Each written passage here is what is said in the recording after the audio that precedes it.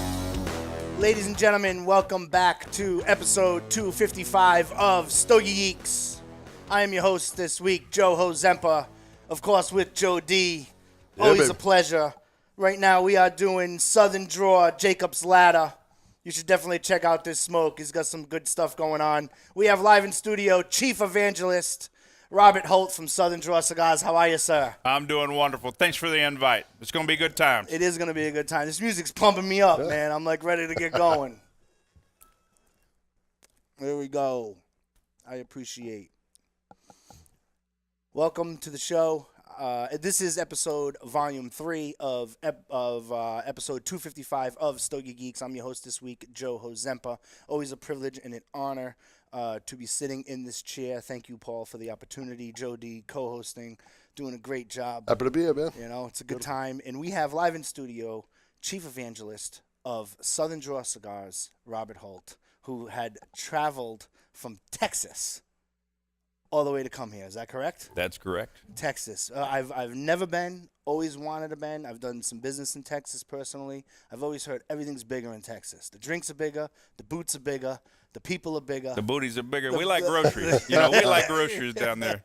Hey, listen, an hour ago I did a temperature check. It's colder in Austin, Texas than it is right here in Rhode Island right now. Really? It's amazing. I'm not surprised, but, that will change really quick. If your interview was in January here, it'd be like 20 and 19. Nice. The wind would be ripping. People can't drive. It's pretty crazy. Yeah, well, they can't drive in Texas either. So really? You get a little ice on the road, and it's kind of comical. You just sit back with a camera and a cigar, let them do the driving. You let them do the driving, yeah, for sure. Well, you have taken time out of your busy schedule. Thank you for that. Thank you for coming. My pleasure. Here in studio. Very excited. We are smoking the Jacob's Ladder. And want you to, if you could tell us about that blend, tell us about Southern Draw, tell us how you got in the beginning, how you entered the business. And I do want to make note, first of all, a thank you for your service. It's a veteran-owned business. Pleasure. Thank you. My father is retired Navy. I know what it's like for families out there, for sacrifice that not only you have went through, but sacrifices that the families go through as well. So thank you for your service for that. And then any Stogie Geeks listener out there who is of a veteran or who is in service, thank you very much for your service. Absolutely. And I'll say, first of all, Joe, thanks for the invite and being flexible with your schedule. Always exciting. Good to be out with Big Joe D next to me here, doing a great job, spending time with Southern Draw and establishing opportunities for us to be here and do the events. But you made a key point a moment ago about military service. And as a prior service member, that's important, and we thank you for even acknowledging it. But the key point I picked up on that is the families. The families also have to serve, and the families have to commit. And a lot of times, if it's a father that's deployed in the service, the mother has to run the household, and vice versa nowadays, with even more service women with us. So it's important that the families get acknowledged for their sacrifices as well, equally as much.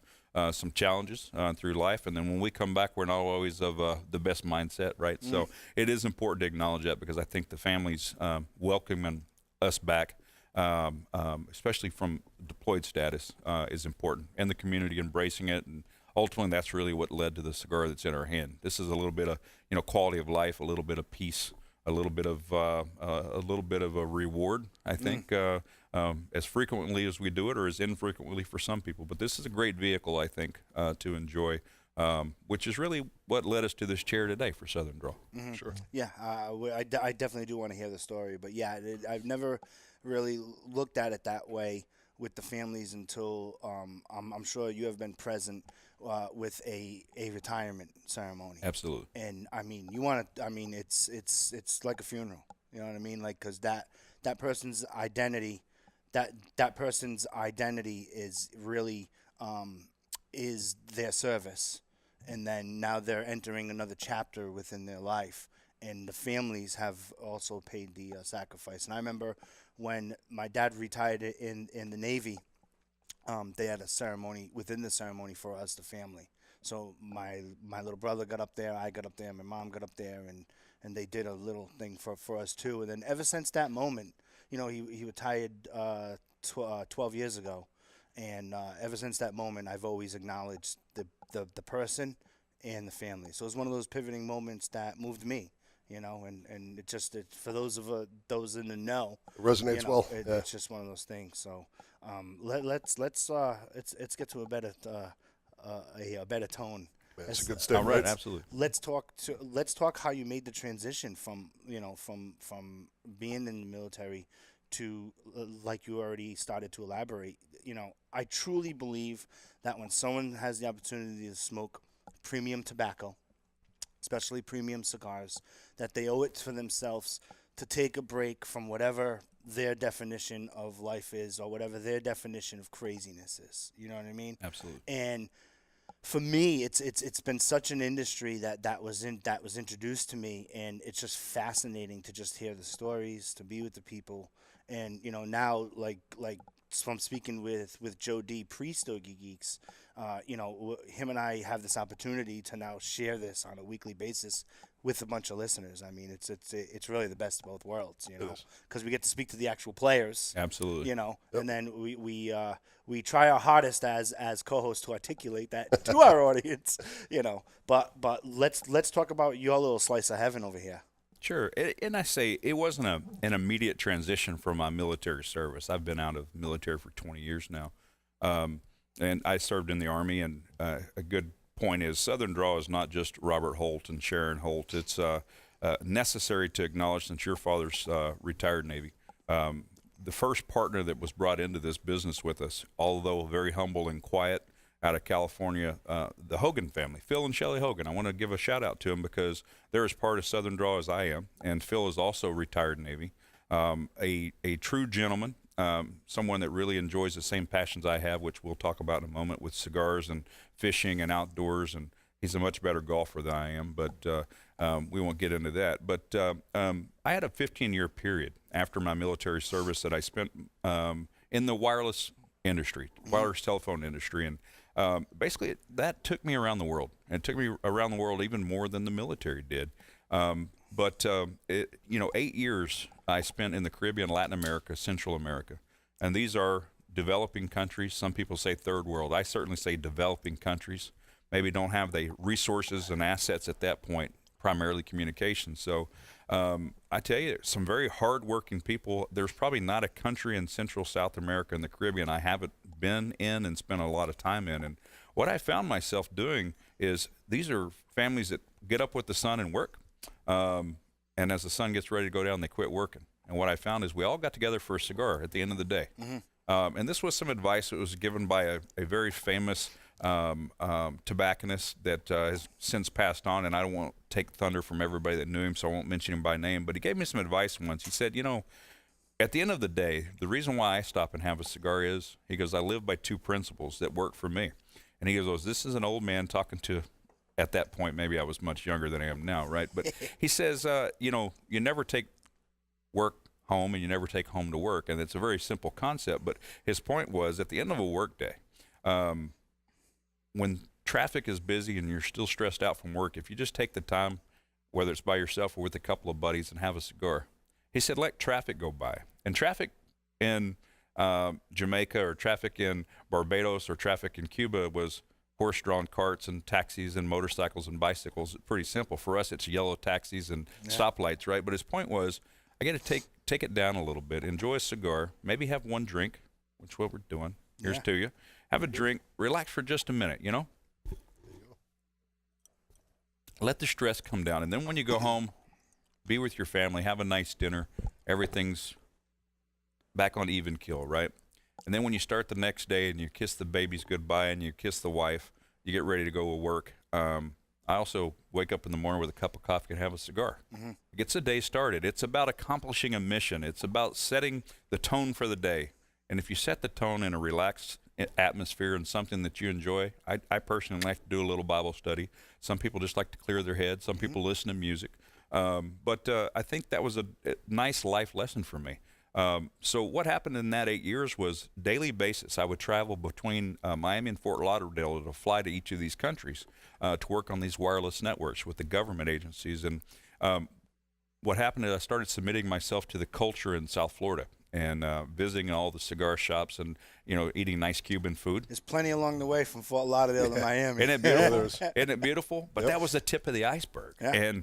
And what happened is we're working on these cell towers throughout, and we had a lot of Dominican families and a lot of even Cuban families, Honduran, Costa Rican, Ecuadorian, and they all came from families that had a history in tobacco. And over the 8 years, it was, Mr. Robert, you sure smoke a lot of cigars.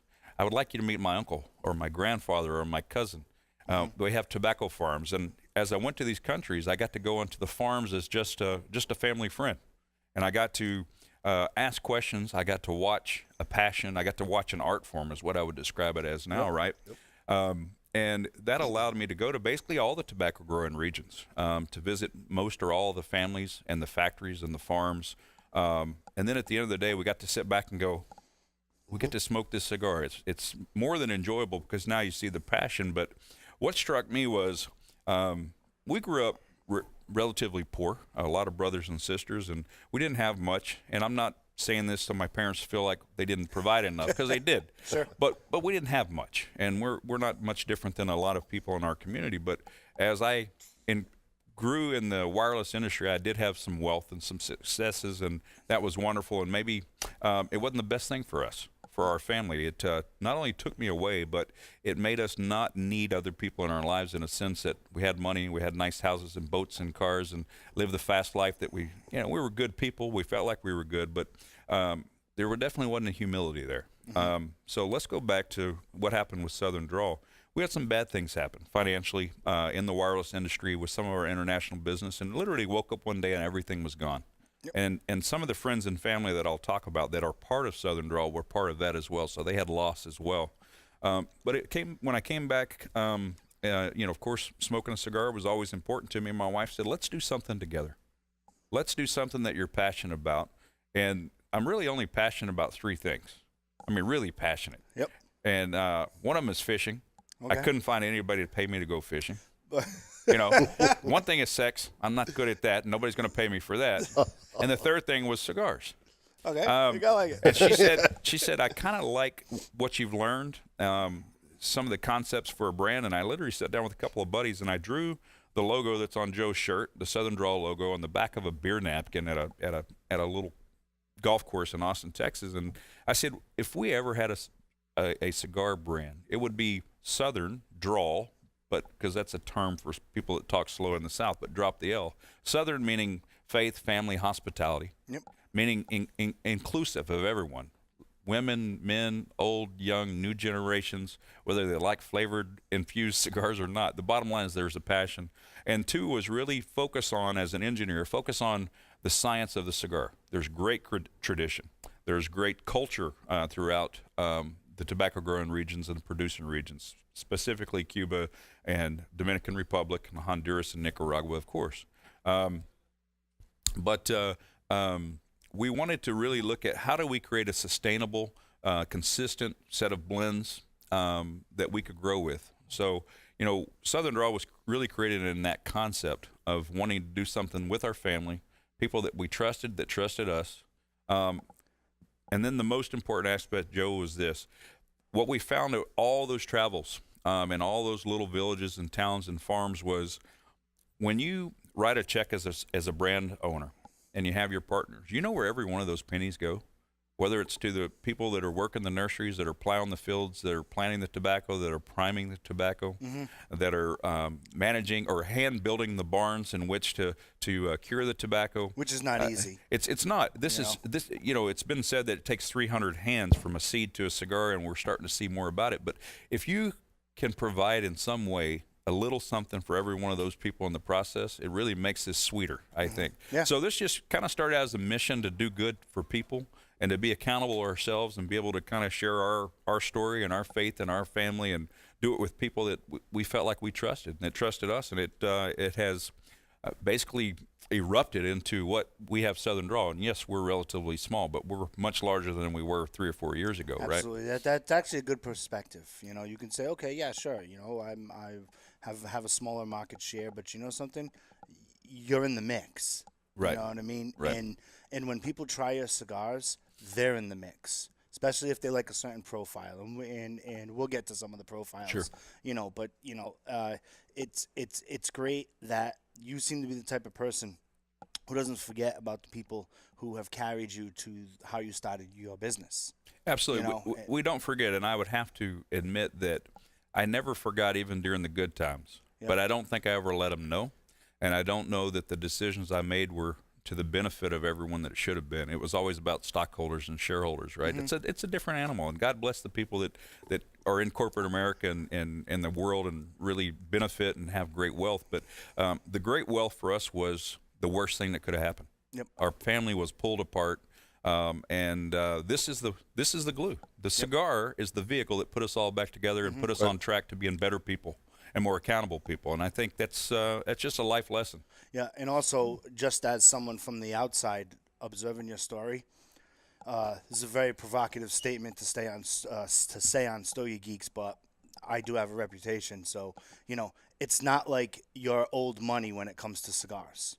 So what I mean by that is it's not like your father or your grandfather rolled cigars for 45 years, 50 years, and said, hey, you want that Southern Draw company here? We can make that happen. Sure. Which, I mean, I could start rattling off 20, 30 names, no question.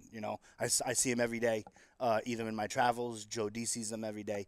You had started from something that you were passionate about, and you have crossed the hurdles from a business perspective to reach that barrier to entry. You know what I mean? Absolutely. And then now you're a player in the game. I mean, you've been to IPCPR, right? We have. So you because I remember from your Facebook post, you have a presence at IPCPR. I think those blue collar, humble beginnings, absolutely resonate well with the cigar fans and the public that are out there, and that's one of those things that draw people, and it certainly drew me in. That was big motivating factor. Yeah, for myself. well, I think true cigar fans have a pivotal movement, a pivotal movement, at least in their mind, where they say, hey, I'm passionate about this. Maybe I should open up a retail shop. Maybe I should, maybe I should start a blend, or I would love to become a rep and go on the road, or whatever aspect that they want to enter the industry. Right. And it tells you, because I can tell you that from my experience, I'm in the same boat. When I bought a retail shop at 20 years old in the Providence Metro, my parents were like, "What are you doing?" Mm-hmm. You know what I mean? Like, what are you doing? That passion certainly has to be the key motivator. And you can have a cigar shop on Wickeden Street in Providence. Like, it's not like it was tucked in like a suburb or a little thing. Like, you're paying this premium rent, doing this thing you want. And I said, I want to build something. You know what I mean? Like Right. I want to build something. I want to construct business. I want to bring it to the next level. All pre-internet days, different world from a retail perspective. Absolutely. There, when I say pre-internet, it was 96 through 2001. Right. So, and the only real distribution methodology was the actual brick and mortar. There was no Right. other outlet to Right. sell and to reach audiences. Right. Like Absolutely. you went to the brick and mortar to get the deal. You would never seek Right. the internet Right. at that time frame to get the actual deal. So Right. so you have one of those challenges. But so I love the way that it's a very inspiring story. How like I said before, you found something with your partner and your wife to do something that you're passionate about and to bring it to this level. And you've been on the market for what, 3 years off the top of my head? This is year 4 Okay, on the so retail it's year side. 4, yeah. Correct. And How's that going? I think it's better than we deserve, to use a term that other people have used before me. But again, we just believe that we've got to put the work in. We've got to do the heavy lifting. But as you referenced a moment ago, we don't have a pedigree. We don't have lineage. But that's not to say that we haven't been blessed with pedigrees and lineages, because we have. Right.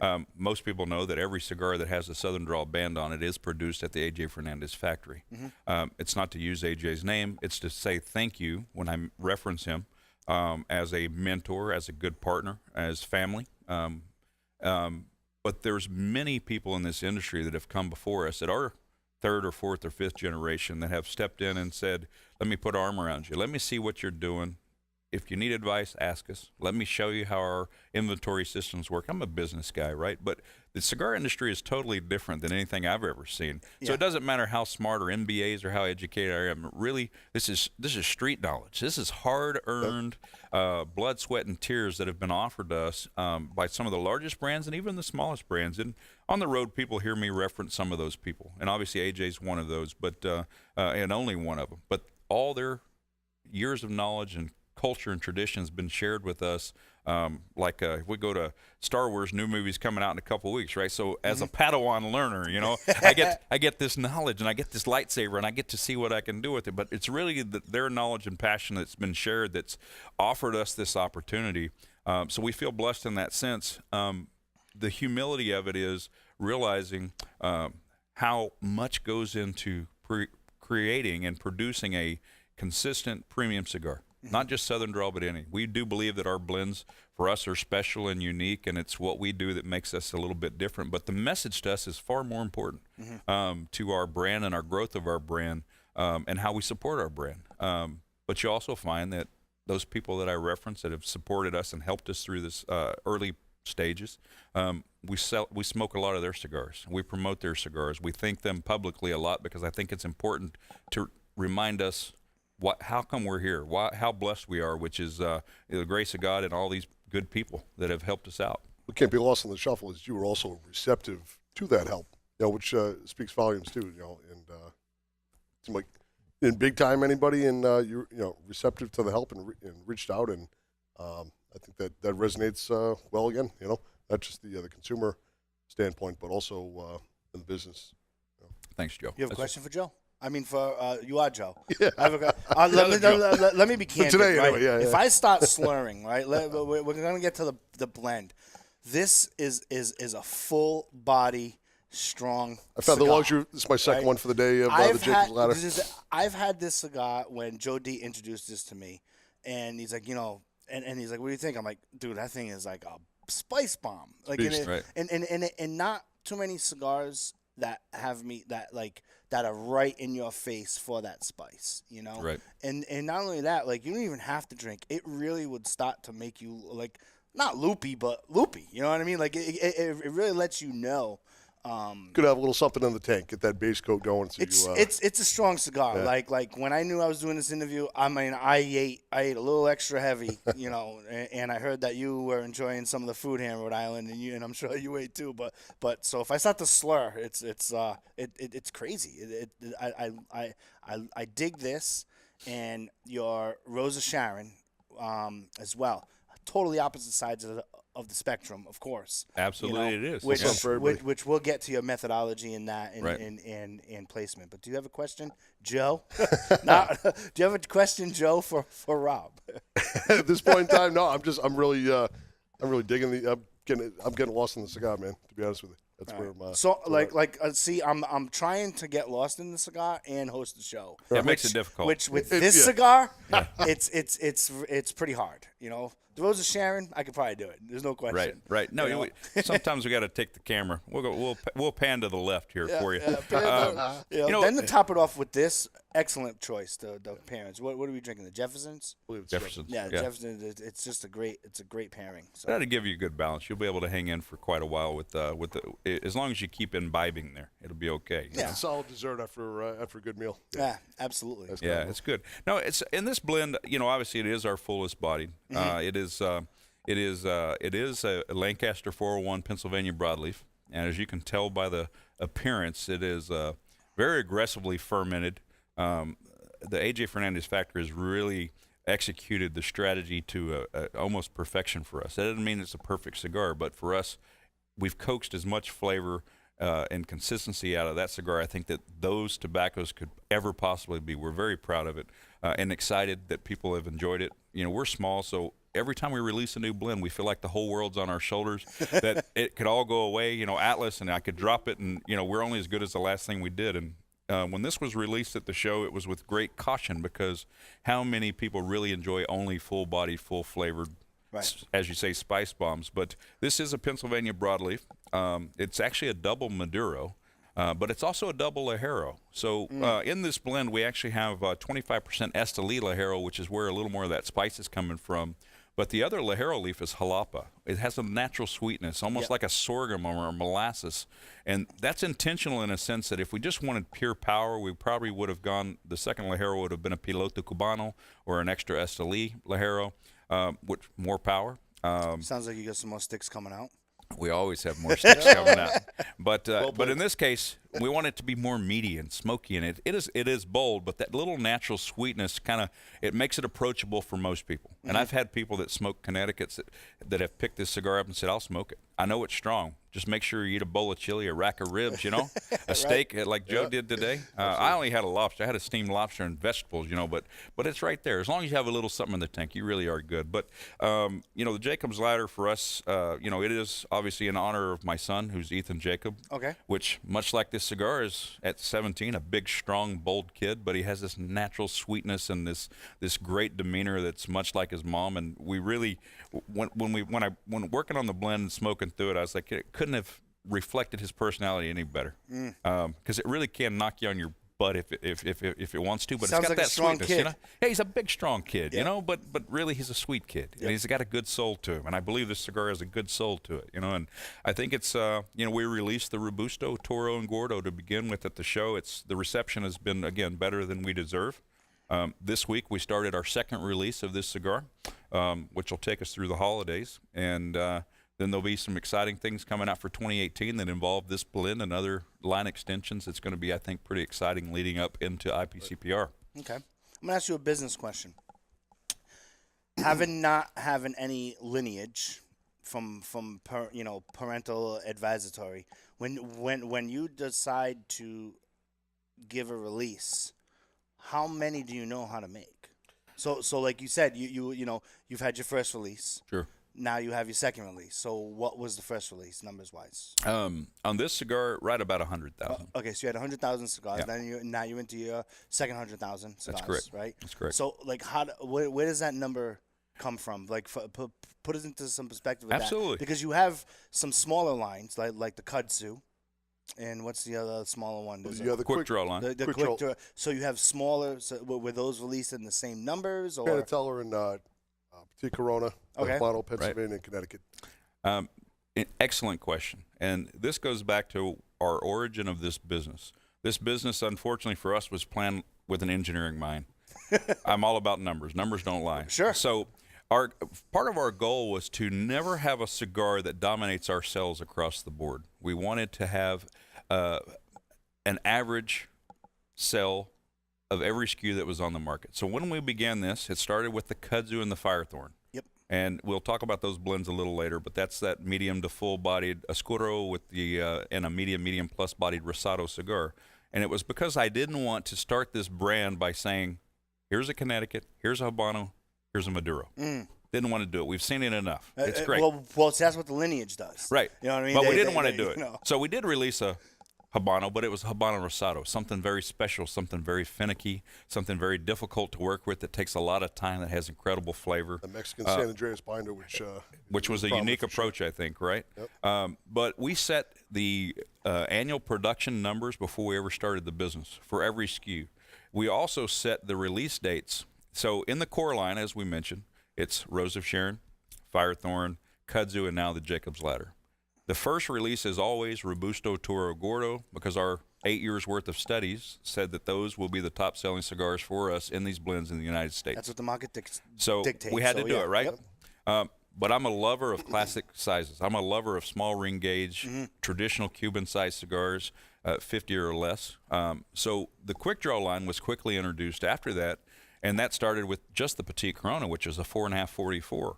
But that quick draw line in the three blends was really meant to be a $5 to $6 price point, a 30 to 40 minute cigar for most people, and we expanded that line into that short Panatella, 5.5 by 40, and most of the customers in the market that's followed us in the last 2 weeks realize we just released a Petit Corona, a nice traditional 5 by 46, and that same $6 price point. So we set these release dates well in advance, and usually right about 6 months after, give or take a few weeks, depending on the big events or shows that's coming up, we release the 4th Vitola in a core line, which is Lanceros. And our Lanceros are always 6.5 by 40. They burn better for us. They draw better for us. And you're getting the same amount of tobacco as that classic 7 and a third, by 38. But we like the 6.5 40 for our blends. So the Kudzu and the Firethorn Lancero have been out for a couple of years. They've sold very well, even in markets that don't traditionally sell Lanceros. So then it goes back to a little bit more strategy. We try to have all of our core blends. If it's a Robusto, we try to price them equally. If it's a Toro, we try to, no matter if it's Connecticut or the Jacob's Ladder. When we send it to the retailers, we try to sell it at the same point because we want them on the shelves to not cannibalize themselves within the brand. Right. So, and that's a kind of a unique approach, I think, and it doesn't always get executed at the retail level because their mind says this double broadleaf, double Lajero should be more. Right. But it's not more from us. And the same with the quick draw line. We try to keep the pricing uniform. And then what's happened to date, we've been very lucky that every cigar we've made sells exactly the same amount in the market. Even though this seems really hot and the media is on it and everybody's after it, we didn't release more than we released of the Kudzu or the Firethorn or the Rose of Sharon. We release the same amount every time we produce. When we do a new release, it's always the same number. It's just some had a different head start. That's right. From when they started, and then they kind of eased into the markets. That's interesting approach. That's right. It's an interesting approach, and I bet you that there are probably some listeners at the high level corporate who are looking at this podcast and looking at this podcast for consideration for 2018 and for 2019 and saying, that's different because others just release it. Right. Because that's how they've done it for 40 years, 50 years. Sure. You know? Yeah, please, Joe. Please. No, I was just gonna drop in. We spoke many times about you and I personally love the the Lancero, but up in this neck of the woods here, it certainly needs maybe a little more education from shows like this, reps, the storefront too. That these particular Lanceros, smoke like a champ. They're incredible, and some future releases down the road as well. Tie it all in together. But well, I think Lanceros in general here in the Northeast do not get their credit that they deserve. Look at that, just do for sure. And the reason being, I think honestly, it's the smoking patterns of the participant. In other words, if they're outside on their deck and they only smoke outside on their deck, or they only smoke outside, Sure. then here it's just like golf or fishing. Like if I golf once, I golf twice in November. If I golf once in December, I'm lucky. Once in January, I'm lucky. Same thing with February, March. So if you were to compare that to, say, I only had a cigar on the golf course, Sure. as opposed to someone on the deck, it would be the same thing. I would not have a Lancero. But a Lancero requires the participant to not go fishing, right? Just from portability standpoint. A Robusto or a Toro or Gordo Right. would allow you to go fishing. Yeah, it's a little harder. Same thing with golf. It's a little bit more durable. But all blends in the Lancero, if you're into premium cigars and you see a Lancero on the shelf and you like that blend, you owe it to yourself to sit in the shop or sit in your absolutely. garage or whatever indoor The setting champion of flavor. Sure. with this and just savor the flavor because Absolutely. it just adds to it. And it's amazing how many Lanceros just don't do well in the Northeast. So let me ask you this question. You who have experience outside of the Northeast, how do Lanceros, typically do? And I'll say uniformly across the United States, with the exception of one or two very select shops that specialize in having a great selection of Lanceros, Stogie Cigars in Houston, for example, they don't do well as a whole. It's not your moneymaker. But what we've also found is, by bringing a Lancero in that's a little heavier, on the ring gauge and a little more resilient, whether it's breezy or windy or rainy or whatever it may be, it's not so delicate. It's worked well for us. But the most important thing we did based on this observation is, if Robert wants to smoke them, I've got to make them and sell them, right? So I can have a sample. So we priced it at the Robusto price because we always found that the perception that you just lined out was core, but Lanceros cost more to make. Yep. They're very sophisticated. So if you got a $10 Robusto, you might have a $12 or $13 Lancero. Yep. So we just made a conscious decision early on. Says our Lanceros will always be priced the same as our Robusto, and I think for us that's worked. So our challenge after this discussion will be on the next release of Lanceros to get some here with you guys to smoke and enjoy and share. And what you'll find is challenge your listeners and watchers, challenge them to take a little 45-minute to an hour break, and if they're not mowing the grass or fishing or golfing, which there won't be in the wintertime, try to enjoy the Lancero and see if they enjoy the flavor profiles and the sophistication that size and that size alone can really offer them. Absolutely. Because if you love cigars, you're gonna love that like it's a friggin' double cut pork chop. You know what I mean? It's just a beautiful cigar that needs to be brought back, and it needs to be brought back into the fold of people's rotation. Every 4 or 5 cigars to have a Lancero is something special. Once you get into it, you can't help but continue that. You're jonesing for it. You got a hankering for that Lancero, and you owe it to yourself to to really dive into the flavor and enjoy. Yeah, absolutely. See me when I judge a cigar, either for Stogie Geeks or for myself, I like the meatiness. I like the leather component. I like the sweetness. I like the strong sweetness.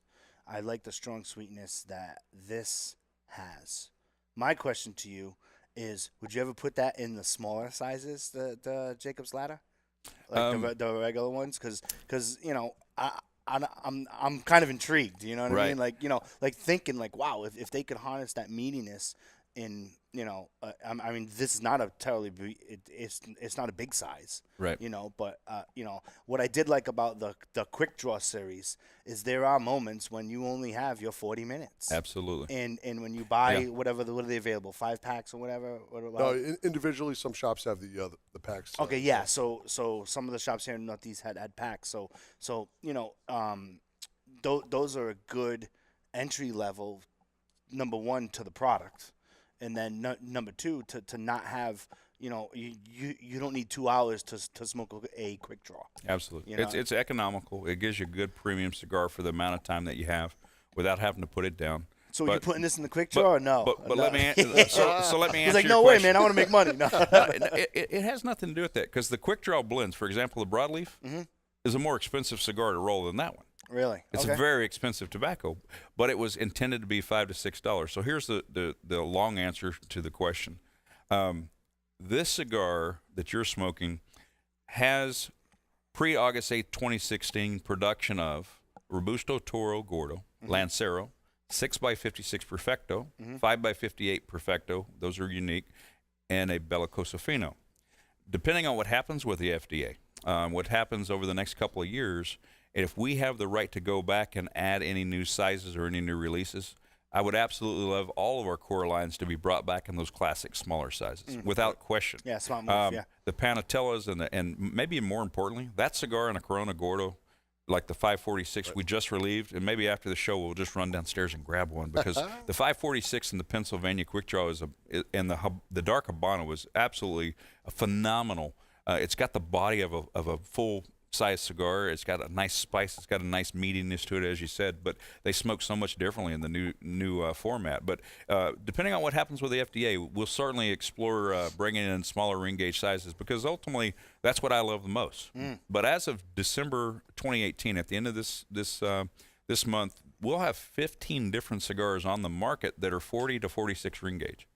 So we do have quite a few if you look at the line. And as we add the Rose of Sharon Lancero that most people already know, if they follow us, it's coming. The announcement's coming in the next week or two of who's going to have them first. And we're going to really make sure our best shops and our best partners have those first. But look forward to that coming out in the Lancero next year, and I think it's going to be something real special. Wait too long to order, because they're going to go fast. There will be some Rhode Island shops on that list, I'm assuming. Well, if not, we'll sit here and smoke them. We don't have to have a shop to smoke, do we? Yeah, absolutely. Works for me, but yeah. For the local listeners, maybe not. Yeah. But. No, I absolutely. And since you brought that up, over the last 3 years, one of the best markets for Southern Draw has been West Virginia. We're in every store. They've been behind us. Their families have been behind us. We visit them quite frequently. Why? Because we felt welcome. We felt invited. We felt like they were as hospitable as any people we had ever been with.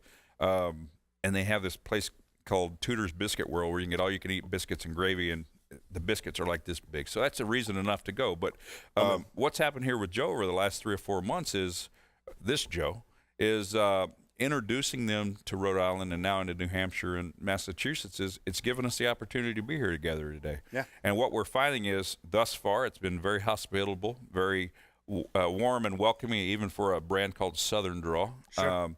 And it seems like they're willing to explore and try new things and maybe support them. And we're not asking them to be only Southern Draw loyal. We're just asking them to try it. Yep. And we think you'll appreciate one or more of the blends and sizes and try to put them in your rotation. And let us visit more and spend more time doing these events. So the bottom line is, I think you'll see this this next year that Southern Draw will be back in the market at least 3 or 4 times. And hopefully my boss lady, the Rosa Sharon, will be able to make it too because she'll enjoy it. I love seafood. I love the ocean. I love the salty air.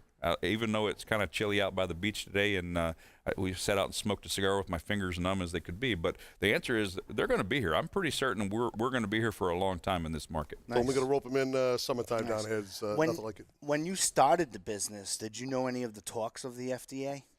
Like, Yeah. Did you know? You know, I did. Okay, I so did. because there are a lot of veteran cigar people who we interview. And if we were having this conversation a year ago, it was predicate date. We don't know. Sure. I have always took the stance, either on my cigar radio show, which was 3 years old, and then or over the past this calendar year as a co-host of Stogie Geeks, I've always taken the stance with the FDA on record that once they really get to the diagnosis of what premium cigars are, we're going to be passed with a longer predicate date.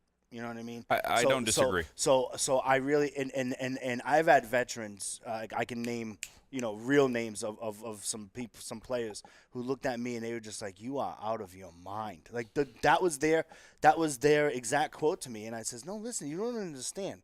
You don't think that those guys on the hill, any hill, local or Right. federal, right?" Those guys are participating, number one, in premium cigars. That's number one. Number two, they're trying to lump it in because of another craze that's coming in. Sure. And an older craze. So I'm talking about vape coming in or the pipe tobacco coming in. And you don't think that for a minute that they're going to look at just the tax revenue? Because they're all heavily taxed throughout all the 50 states. They're all differently taxed. Some of them, like Connecticut and Rhode Island, have the same tobacco tax laws. Right. But the bordering state, Massachusetts, so if you're a small state like ours, which you can probably fit like 10 Rhode Islands in Texas, right? Or Maybe more. It's probably more, right? Yeah. So, but when you take it like that, like a bordering state, like that's a real big factor. And then so for you as the manufacturer, you have to take that into some consideration too. So you knew about the FDA potentially coming down on premium tobacco. We could jump in quick, just 1 second. Not to feather the nest, but Feather the nest.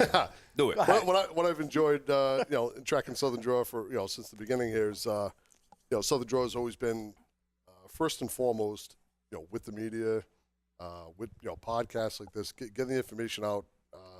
You heard it here first. It was front and center with all the regulation, where you stand, coming down the pike. There's no hidden mysteries. Just an honest take, and I think that resonates well again with the consumer. They know they see what's coming. The brand is committed and sustainability. Sure. Yeah, it may hamper our future, and we'll talk a little bit about it. But to Joe's first point, I understand some of the larger manufacturers and people who have been in the industry a long time being a little skeptical about your optimism, right? Yeah. But the reality of it is that's what they've been trained to do. And what you're saying would require the FDA to have some logical sense, whether it's scientific or financial or a combination of both. My prayers are that someday the predicate date will move, and maybe that August 8, 2016 will be that date. And that might be the best of both worlds. Do we want it totally exempt? Hey, I'm not going to speak for everybody, but at this point, we have risked everything. Our family and our friends have risked everything to make sure, and I'll tell you a little bit of the details here in a minute. Since we're on the show, Joe asked me to do it, and I'll share what we did in hopes and prayers, but we don't want it totally exempted. We want it to have logic, and maybe that's too much to ask, but economical and scientific logic makes sense to me, because there's never been a study that I'm aware of that talks about the benefits of cigar smoking, that talks a lot about the psychological or physiological. As a disabled vet myself and many others, and I'm not talking about just veterans, I'm talking about people in life. We can go to states now that have legalized marijuana to deal with all kinds of medical problems, and we can go to Colorado where marijuana tax is 25%. And last year they tried to increase the cigar tax to 72% in the state with a 25% cap on marijuana. And I thought, what a country, you know? Oh. We got to keep fighting. And it shows like this, and you know, the members of the media that really look at this on a factual basis, we got to keep fighting it, keep educating, keep informing. So when the deeming regs came down, we already knew that at some point they would come down. So we knew years in advance. One of the good things that happened for Southern Draw early on was we went and we engaged the Army Air Force Exchange Network. So we put our cigars in a lot of the military bases to reach our brothers and sisters and their families to get some product in their hands. But they always follow a DOD policy on tobacco. And they said, you know, at some point when these deeming regs come down, you're going to have everything registered with GSA or SKUs. Mm-hmm. You're going to have every type of box, every type of packaging, every cigar in every size. You're going to have all that registered. So before we do business with you, we want to see that all your cigars are registered. We want to see that everything has a barcode, that everything is packaged appropriately, that every cigar has cello so that it can't be touched if and when the time comes where consumers can't touch the tobacco. Yep. And it was just logic of all these things. So we said, okay, it's a big investment for us, but we have to do it. Mm-hmm. If we're going to gamble, let's do the best we can. Get out in front of it. You know? So, yeah, you're right. So, and then May of last year, the deeming regs come down, and everybody had different visions. But, and I was on Dojo last week, and Eric asked me the question. I said, yeah, we missed IPCPR 2016. And we were there in 15, by the way, just quietly, and 14 quietly. But when the deeming regs came down in May of last year, everybody else was getting ready for the show. Mm-hmm. And we looked at our blend book and our production and our forecasts and our dreams and hopes and all of our money and said, get on the plane and go to Nicaragua. Mm-hmm. And I sat down with AJ's team, and they allowed this and said, these are the blends, these are the sizes, these are the different package options types. We want to produce everything. So right before the show, we announced that we weren't coming to the show. And we got a lot of flack because everybody was in a panic. They figured if you didn't show up at the show, you must be done. Right? It happened. And we lost a lot of opportunity based on perception. But the reality of it was we were doing what we felt was right, and that was we produced an enormous amount of our blends in many sizes. As I mentioned, all the core line gets 7 sizes with 7 package options. Those are boxes, bundles, samplers, 2-packs, 3-packs, 4-packs, 10-packs, blah, blah, blah. So we made the effort, and the factory and our friends and the box factories, everybody supported us to make sure we got it done. And we got to ship them in by August 5th of 2018. We had them. We paid our S-chip, so the government took our taxes, acknowledging that we brought them in. We marketed them very selectively, but we sold those to select retailers, and we basically boarded them up in a warehouse, right? So we have a lot of arrows in the quiver. And the only way that won't benefit us in the future is if nothing changes, and then in a couple of years, every product we have has to go through substantial equivalence testing, and it's just mathematically impossible at that point. But we feel so comfortable right now with the 7 blends on the market and the sizes that if we have to go through substantial equivalence and pay for that we can facilitate that. Mm-hmm. But the beauty of it is, with this extension, maybe over the next couple of years as we grow, and more capital becomes available, and more people are smoking cigars, and Southern Draw cigars in particular, that we will be able to continue to add those other lines that we have hopes and dreams. So we're not stopping anything that we had planned from the get-go. It was an educated and informed decision up to the point that we don't know what's going to happen, sure. But we knew what the potential was. So I think we did a good job, and a couple of years from now, if the regulations don't change and everything's enforceable and all of our boxes are ugly because we've got warning labels all over it and we've got to test every single product, maybe the outcome is we don't get to put all the new cigars on the market that we want to. Mm-hmm. But are we comfortable with what we have and what we tried to do in 2014, 15, 16, and 17? And we are. We think we have enough extensions and varieties of options that are coming in these lines that would do very well.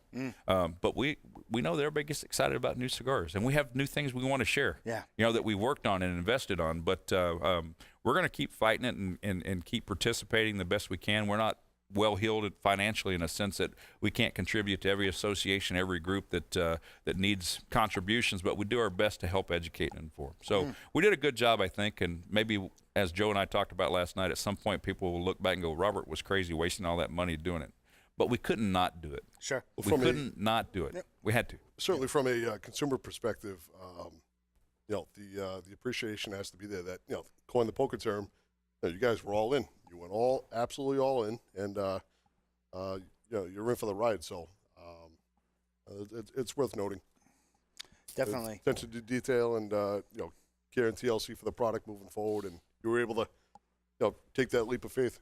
Right. And I also want to mention we'll get some friends of Stogie Geeks in the lounge here tonight. Yeah, we got some audience. Thank you guys for showing up. Southern Draw fans. Talk to me about the future. What's non-FDA like? Right. What can we look forward to?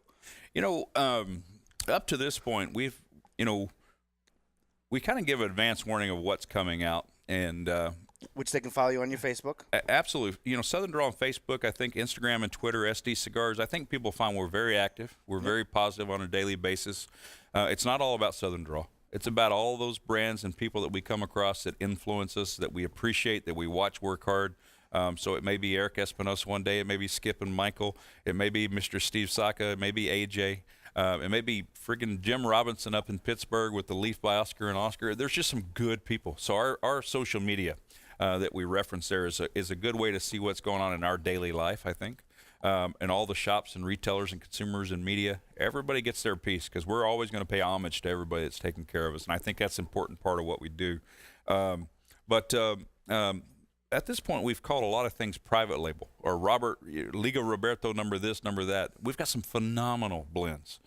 Maybe, as I say, we'll pull a little Sinatra on the background. The best is yet to come, Nice. And it's going to be exciting. But we'll lead up into the show this year. Evolution. This brand and this mission for us has evolved into something so clear to us at this point. From now on, and I can say it here, and this is the first time I've really referenced this, from now on, when Southern Draw releases a new line extension or a new blend, there's going to be 4 components of it. There's going to be a charity component, defined, quantifiable charity component.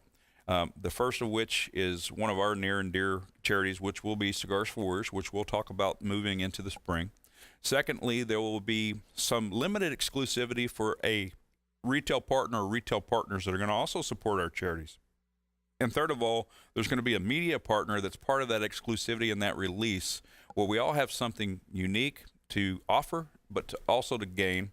And then at the end, all of us get to contribute to that mutual agreed upon charity organization. So the one thing that we can control is our releases and the excitement behind the releases, but we want to do something good with that. So from now on, we've made a decision in-house to make sure. So we've got the first 2 projects next year that are new releases are going to be done with retail and with media partners and some of the corporate partners. But ultimately, in the end, we even talked to a group here in Rhode Island last night about a charity that I think is very important, that really reaches people and takes care of people. And veterans and disabled veterans and homeless veterans is near and dear to our heart. Deployed military is near and dear, but there's also people in our own neighborhoods that need help. And traveling for all those years, seeing how even in a cigar factory today, if a lady goes out on pregnancy leave and is not getting paid, or a husband cuts his finger while he's cutting wood for our boxes, everybody bands together out of their little humble little salaries, and they put it together and they take care of those families. We need to get back to doing that. And I don't mean giving over the leftover cigars at the end of the year, right? And tax write-offs. That's fine if you're big and you can give that way. God bless you. But we can't. But we can do something quantifiable that all of us can participate and feel good and see the end results. And unfortunately, charities have taken advantage of a lot of people and their kindness. Right? We don't want that to happen anymore. So the only way to do it is to do something in our own communities that we can see, touch, and feel, and everybody gets to be part of it. And it'll be exciting. So we're going to do some new things next year that really comes down to just doing good and serving people. And I think there's not a better tool for us right now than a cigar to do that. You have plans to be at IPCPR? Absolutely, next year? absolutely. And we'll still have a humble little booth. You know, it's a nice gathering place to, come have a bourbon, a scotch, a cold beer, and a cigar. But it's for us. That's our one time of the year where we get to see everybody. Sure. I'm on the road all the time, but my wife's not. And our warehouse team and our family that's involved, they don't get the exposure or the opportunity that I get. So it's that time where they get to come together and see what they're doing, what they're making, the difference they're making. It's great times. It sounds like you got a great team behind you too. We do. So We that's truly awesome. do. We That's truly awesome. do. For the Joe, you have listeners a question? for the listeners that didn't know, haven't seen any pictures, social media, in the past bunch of months. If you want to paint that picture of your booth, taking it back porch scenario, very welcoming. That's I think it's a different game changer as well. It's Joe, going into the show last year, originally AJ was very kind and offered us an extension. He said, "Why don't Southern Draw join us in the AJ Fernandez booth?" And anybody that's seen his booth the last few years, it's an emulation of his factory. It's Sure. the quality, and it's just a great representation of his brand. But as we started looking deeper, AJ had some new releases. He had some incredible repackaging of his San Lotano line that was exciting, which is what brought me to AJ. The San Lotano Habano Requiem was the cigar for me for years. And it was like, that guy's got a future. And you're like, I want that guy. Yeah, I mean, really. And so you talking about being lucky over finally just stumble upon it, putting my head on his shoulder and crying, go, I need you, brother. But when we looked at it, we had new packaging too. And we had new releases, and we had just released the Rosa Sharon. We knew we were releasing the Jacobs at the show because Jacobs was going to be the 2016 IPCPR release. That's why this thing's been sitting there and aging and just waiting to jump out of the box. And I've been jonesing to share it with the world, but and scared at the same time. But ultimately, we believe that for the best of his brand and the best of our brand, to do something simple. So when you only got 3 months left before the show and all your hopes and dreams and plans for the show are out the window because it didn't fit, what do you do? And I talked to like 6 or 8 people, and I said, if we're not in the shop, where do we smoke cigars? He goes, oh, your patio. Or it's his patio or her patio or it's their patio. If we go on the road and we're doing an event afterwards and the shop closes up and the staff goes, hey, come over to my patio and have a cigar. We said, that's what we're going to do. Nice. So we didn't spare an expense in the sense that we got a really great location between the hotel and the convention center. But we created something where our family staffed it. And we created these nice 3 sitting areas, one with the primary area that had all of our new cigars and our new packaging laid out for everybody to see. Sharon handled all the order processing and all that, but we had father-in-laws, mother-in-laws, our friends, the Hogans, Phil and Shelley Hogan. We had Kyle and Michelle. These are all people that have put money into this business and time into this, and they always wanted to do more. But for us to stop what we're doing, Sharon and I go, here's how you can help us. They live in California. So they're chomping at the bit. And for this 1 week, they got to come set it up. We didn't hire anybody to set it up. Yeah. I towed it out from Texas. Our team built it. We staffed it. We cleaned it. Do you have pictures of this thing? Oh, yeah, absolutely. Can you email Joe pictures, and then we'll get them up on the Stogie Geeks this wiki? video is crisscrossed on the desert. It's a wild scene, Yeah, it was absolutely great. But it was like these 3 little outdoor seating areas like you have on a patio. It became very comfortable. It became kind of a nice place to hang out. And people came and we tell people, they're like, hey, let me get out of this chair and let the next guy come. And I went, you're the most important person in the world as long as you're sitting in that chair. Yeah. When you get up and leave on your own free will, then the next guy or gal will sit down. And we were able to spend a lot of time with the media, a lot of time with retailers, and even a lot of time with just our partners in the industry.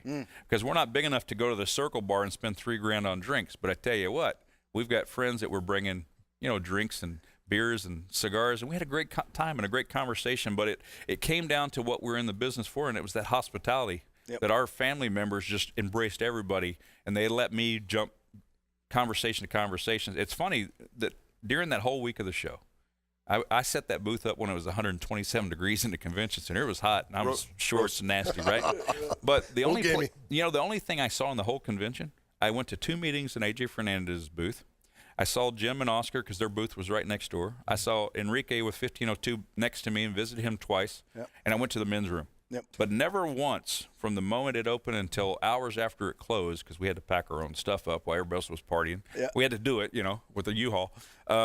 It was a blessing. I mean, we were so busy, and it wasn't always selling cigars. Yeah. We actually sold more than we ever produced, so we were really blessed on that sense. You look at day 2 and go, we're out of cigars, and we're like, do we pack it up and leave? And I was like, no, we just keep selling, just keep selling, baby. Yeah, man, you got a square, keep going.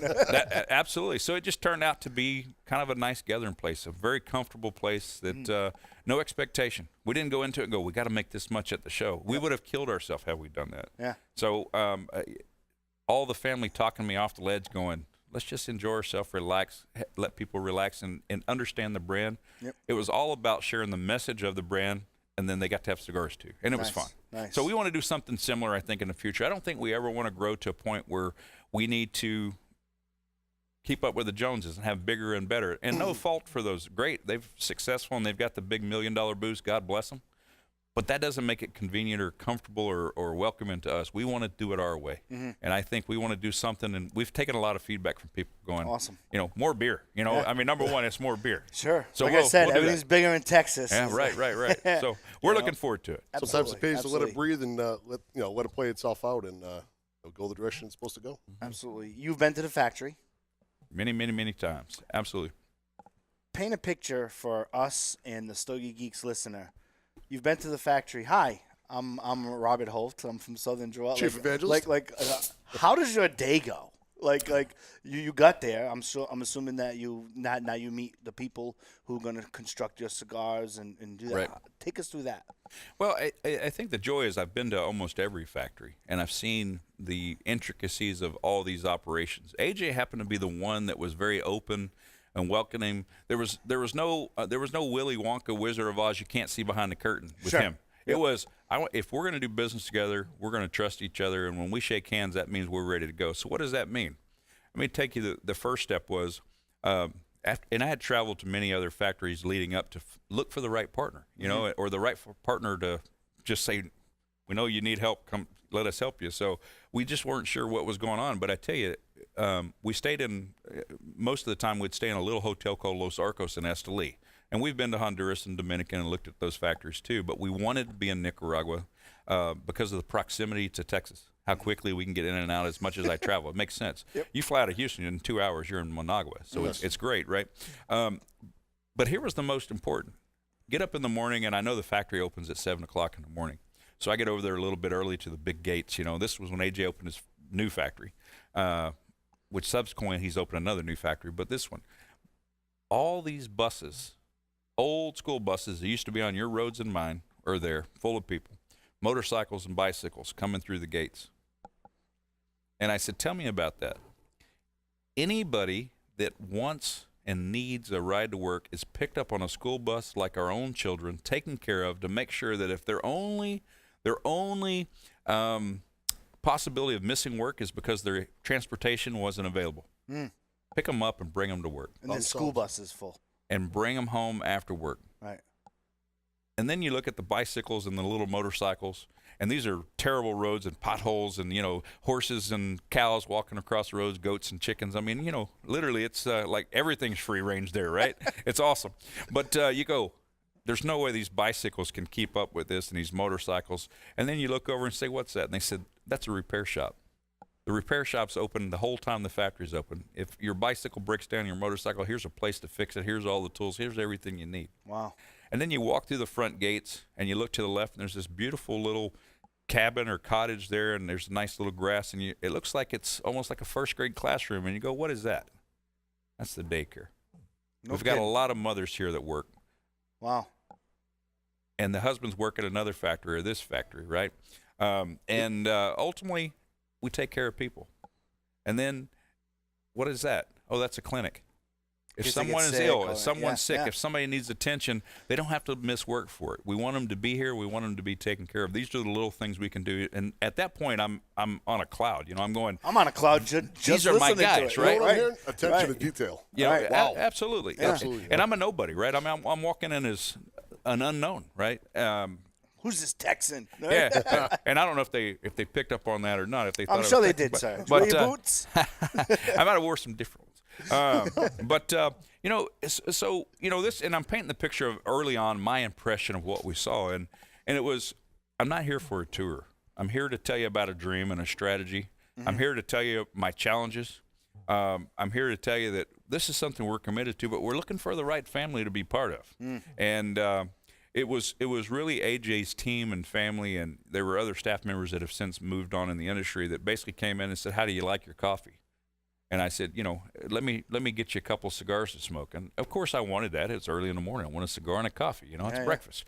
But it was sitting at the table, and AJ comes in and sits down. And I know AJ from San Latano, something I was very fond of as a cigar smoker. And I'd been smoking at that point, 15, 18 years, and it was one of my favorite things. And I said, this is what I'm doing. These are my challenges.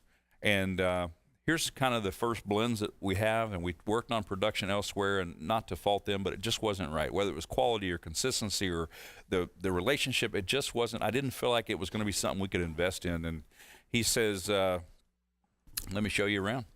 Let me show you around. So you were brought in, and we walked out of the factory, got into a truck, and went out to the farms. So Finca La Lilia, which is the closest farm, which is just across the street from Padron, beautiful farm, and looking at the detail and the level of work and the quality of every person's contribution to it, this hands-on approach was amazing to know every detail. I know he owns the company, but I mean, it's like if we had 5 cats, we would know the name. He knew the name of every plant that was there, in succession. It was amazing to see how passionate, which tells me he was part of it all the way from that seedling to that nursery to the field. And he walks me through his day, not my day. And I've never really told the story because nobody's asked me the question, but to walk me through his day, which is I'm hands-on in everything that we do. And if you're going to do business with me, you're going to be hands-on in everything you do, because at the end of the day, you're responsible for your business. I'm responsible for mine. And there is no other finger pointing going on. This is my job. And he walked me through all the farms and the fields, and we looked at all the diversity of tobaccos, and then we into the, going in for the first time. At this point, he's starting to grow a little bit, and you're watching these staff members by hand build these curing barns. Right. This is not prefab. This is we cut the trees. We're building this thing. Doing a curing barn is such a science. And they're building them like Legos, and I'm going, man, these guys really know what they're doing, And then you're walking through the process. How much time, for the different tobaccos, and we're looking at the kind of his process and how we do it. And then, of course, we return back to the factory after that, and it comes down to, let's look at bringing the tobacco in from the curing barn into the fermentation room. Reintroducing moisture, bringing them in, stacking them into the pilons, understanding his fermentation process on tobacco. What makes his tobacco so good is the care. And I'm not saying everybody doesn't do it, but I can tell you what, there's some subtle differences that I've observed between all the different, godfathers and kings, as I call them. But I was impressed with the amount of time, because at that point he was growing larger, maybe not as large as some of the other factories, but he was still taking the time like he was only making 100 cigars, Slow it down, do it right. We're hands-on. Literally, it's like when you look at a pilon of tobacco that's been checked X number of times every day since it's been there. It's like when you walk into the mall or airport and you look on the back of the bathroom door and it shows the janitor that checked in every 3 hours, Sure. Robert cleaned this bathroom and Joe cleaned this bathroom at noon and the other Joe came in at 1 o'clock. It was that way. It was that much hands-on that impressed me. So understanding the fermentation process, the double fermentation, which is traditional for him,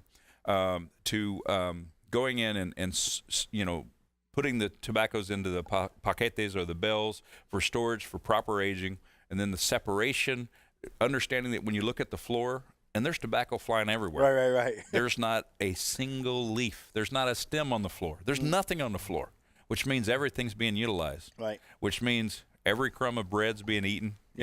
Every and I'm from the South, so every fried potato and every pinto bean is gone. Somebody needs it, and it's being used. And I'm just looking at this, going, this is pretty good, And then it basically puts you on your own to say, you think you know what you want, you think you know how you want it done. Here's your homework, and here's the tobaccos you're looking for, the blends, and we start working on things to a point where it just became magical at that moment.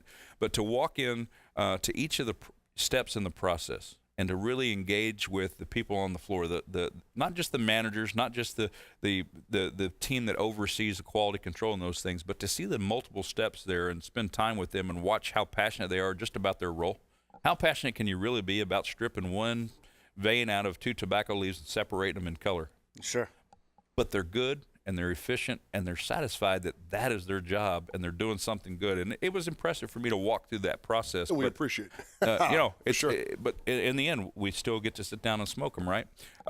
So, this large factory has so many different, disciplines within it, right?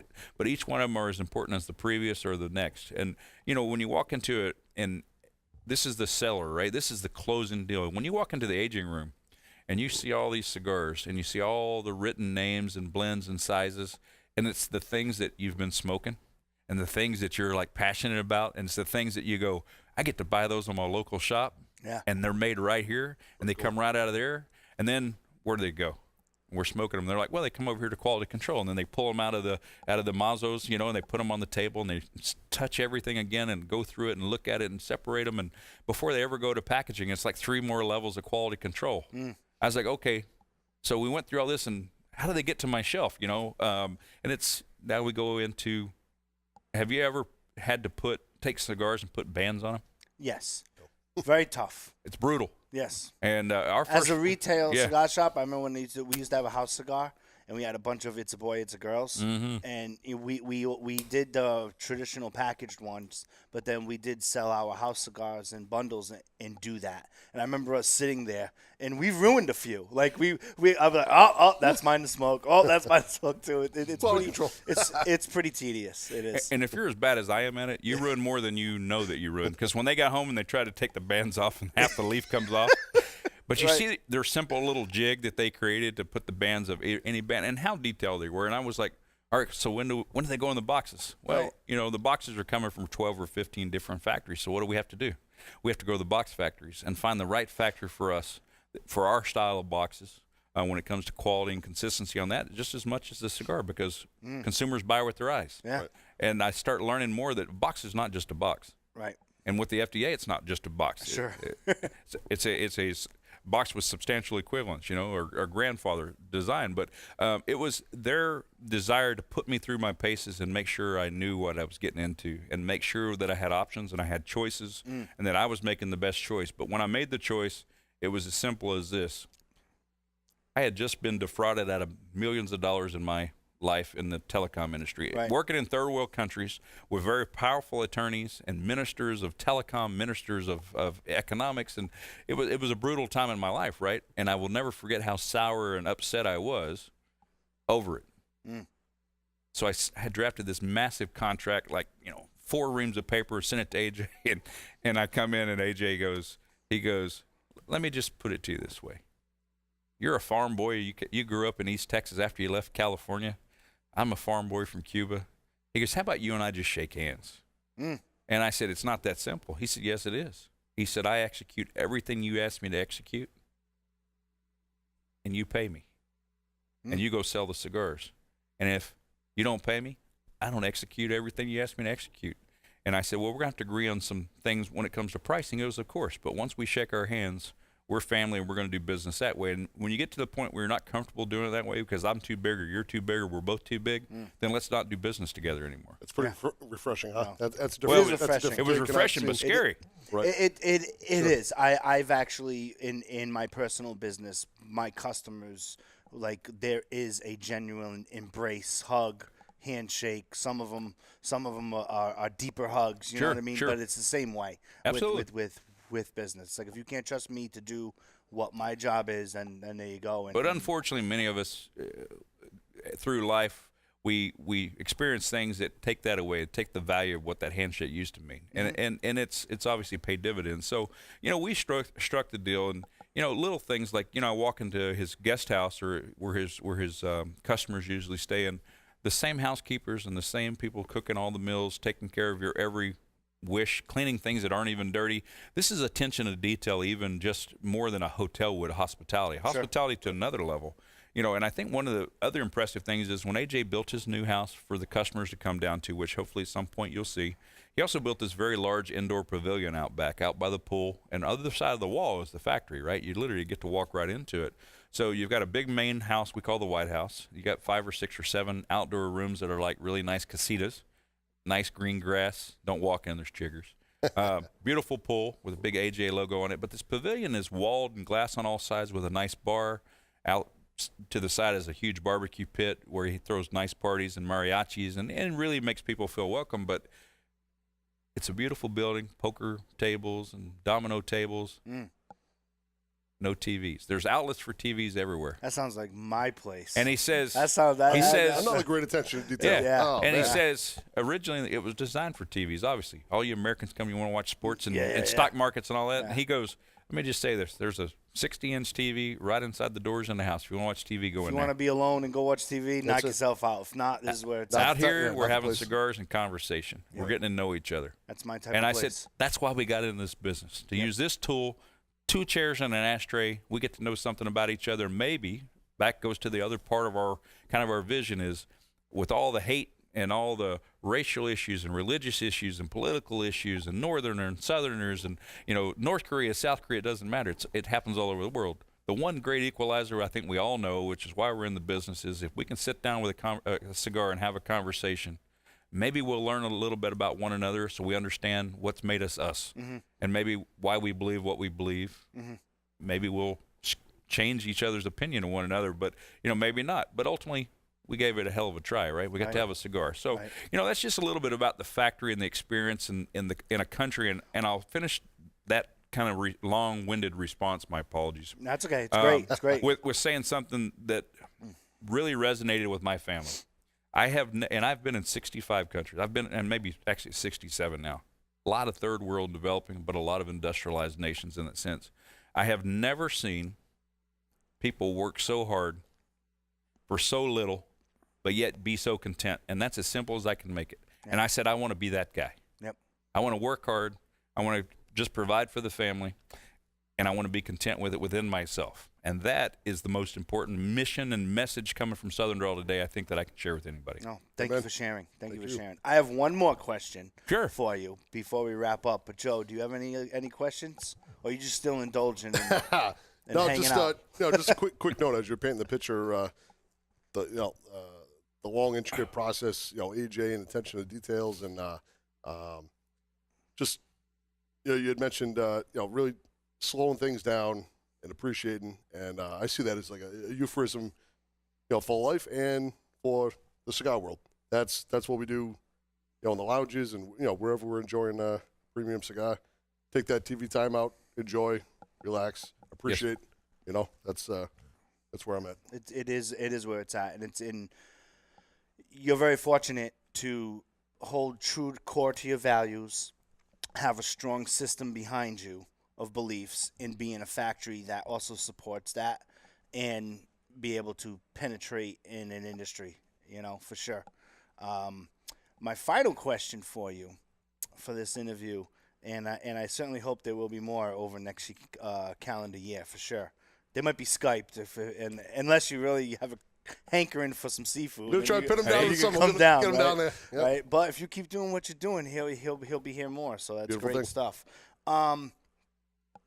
What's the biggest challenge, non-FDA, right? So what's the biggest challenge that you faced starting a cigar business, and what would you have potentially changed because of that challenge? Well, I think the biggest challenge was just the fact that we didn't have that pedigree and lineage, and all we had was a basis of knowledge from my travels and observations. And knowing that, we probably wouldn't be well received up front by the market because we didn't come from it. Sure. Not retail, not as a rep, not as not as a shop owner, in no capacity. Certainly not family. But I felt like we had a message that would overcome all of that over time. And the only way that message would ever be shared is if we were sustainable. If we were there year after year after year. At some point, people are going to have to listen at least, or they're going to hear it, one way or another. But the challenge there was going to the family and going to the friends and said, I literally just lost millions of dollars on something that was right, that was just, that was a wonderful business venture, but for the wrong reasons. We're trying to do something right. We're trying to do something together. We're trying to trust one another. Will you follow me again? Will you put your hard-earned money and your resource, your time into Southern Drawl? Because I couldn't do it on my own. I had lost everything. And that was a challenge. It was a challenge for me to be penitent enough, to be humble enough to go ask for it. But it was probably more of a challenge for them to say yes. Yeah. And we communicate and we visit and we talk a lot about them. You know, they don't get the recognition. They love the brand as much as we do, but they just don't get out. But that was the biggest challenge, I think, for the whole family to get together and say, we're going to do this. We're going to do this, you know, and overcome that. You know, as a company this big, you always got to worry about cash flow. Our production is growing and growing and growing, but you know that doesn't mean the revenues grow in the same ratios, because more expenses, more travel, more staff. You know, it's just one of those things. But we're at that point in time where we're back to that challenge again, which is we got to go circle the wagons again and pull in some more capital. And it's scary. You know, we go to the holidays going, hey, I tell you what, we'll go. You know, we're not getting each other gifts. We'll have a cigar together by the fire, and we'll get the wood from the neighbor's pile because they got a lot. You know, kind of thing. But I like it. But that challenge should always come back around, I think, for us to be successful, because if we get comfortable again, I don't want to fall back into what we did in the past, which it was all about the return on investment. Yep. We want our partners and our family to do well, but we don't want to do too well where we don't need to do what we do, if that makes sense. Yep. So our challenge is to be humble every day and remind ourselves that this isn't about becoming wealthy again. This is about being sustainable and making sure that everybody we do business with gets taken care of equally and fairly. Yeah. And I think that's okay. That's great. Beautiful thing. That's great. Well, thank you for your time.